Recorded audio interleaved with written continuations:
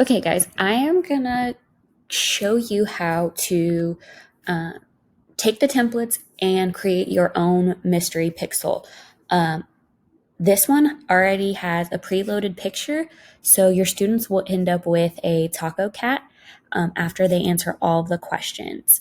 And I will link all of these templates into the video. So to show you what it kind of looks like already pre-built out, um, here's the directions for the kids. So they'll get a copy of the Google Slides and a copy of the Google Sheet.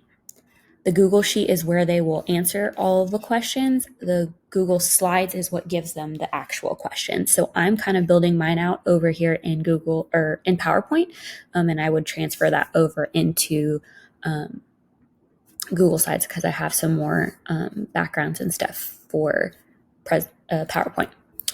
So as you can see, they get a question, and this one happens to be multiple choice. And so we are going to kind of create our own questions here. So I went ahead and created my direction slide. And now I have a second slide that has my question and then spaces for me to put my answer choices. So I have done a little digging and found a question that meets this numbers and operations teak. So I'm going to create something similar. So I went ahead and found myself a timeline or a number line that I can use. So here's my number line. I'm going to go ahead and insert that there. I'm going to stretch it out just a little bit so it has enough room. But I'm going to go ahead and ask a very similar question to what they wrote. I'm going to ask which expression matches the diagram on the number line. And now I'm going to go ahead and insert some symbols, hopefully. Let's see. Maybe we got to make it a little bigger. There we go. There's my shapes. So I'm going to go ahead and insert some shapes here. Very similar to what we had in our picture over here. So here's my arc. So I'm going to do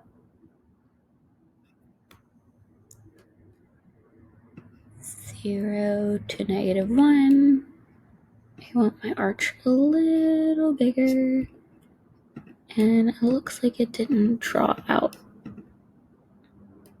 my image as much as I wanted it to. So we're going to redo that.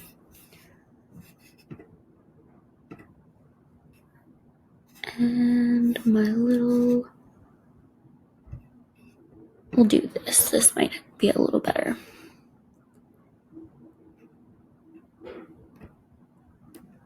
So here we go. And then I'm just gonna Control C, 1, 2. I'm gonna make 2 more of these. Kind of bring them down so it's a little more even. Make this a little bit wider. And then we can punch in our information. So let's go ahead and move this over here. So our answer choices, we could say, are -1 times 2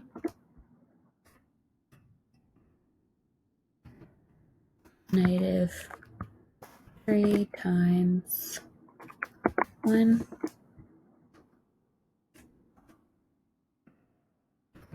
-1 times 3, or we could say +3 times +1. So what would happen is my students would go back over here to our mystery pixel and they would insert their question. So the mystery pixel is already formatted, but we're going to go ahead and change that formatting because our questions aren't the questions in the slideshow, the template slideshow. So we'll just click right here. And so everything's already plugged in and you don't want to change any of that, but we do want to change what the answer choice is. So for this one, we're going to say the answer choice is C. The beautiful thing about this is that it does not have to be caps, and you don't have to worry about that with your students. So I can plug in C, and it's going to go ahead and start plugging in my colors because I got it correct. Now, if I plug in anything else, if I plug in B, it's not going to do anything. So this is a nice way for your kids to immediately kind of get a little feedback and know, like, something's wrong. I put in the answer that I thought is correct. I'm not getting a color back, so something I did is wrong. So it prompts them to go back and look and change what they've done so they can get the correct answer. So we'll go ahead and add in one more quick question. We found one of these, and so these are examples of the type of laws within equations, it looks like. And so we're just going to take a screenshot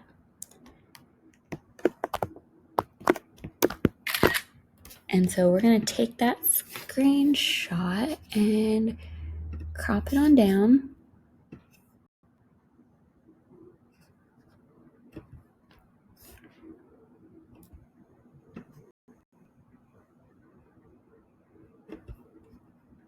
So we like that size. And then we're going to take our slideshow over here and insert our new screenshot. So that'll be right there for our students. And then this time I want to ask them, which law does the illustration below represent? So this one, you could leave your answer choices. You could tell them, you could give them your options. We could say associative.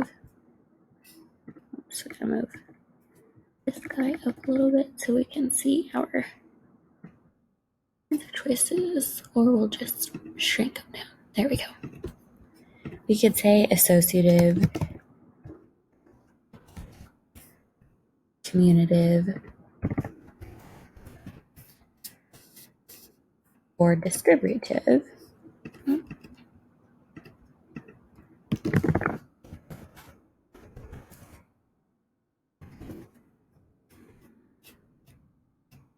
And those are our three types, so I wouldn't need a D here.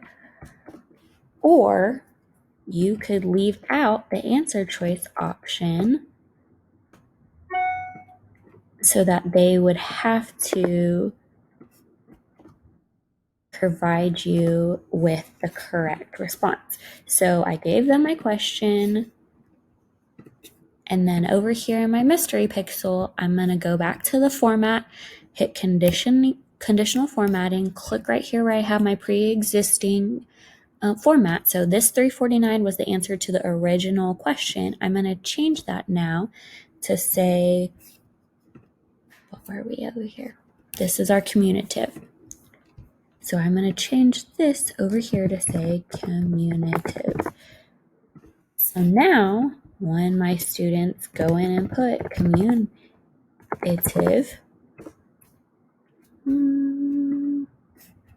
did I spell it wrong? Commutative.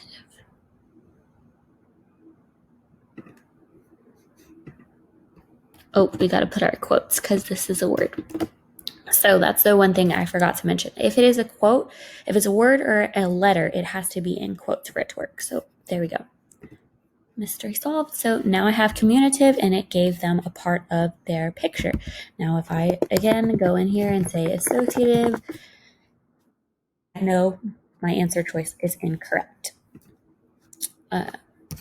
So I will go ahead and link these templates in the video for you guys so that you guys can either use the pre-existing template, or you can go ahead and use the stuff that I've kind of worked with you guys and created.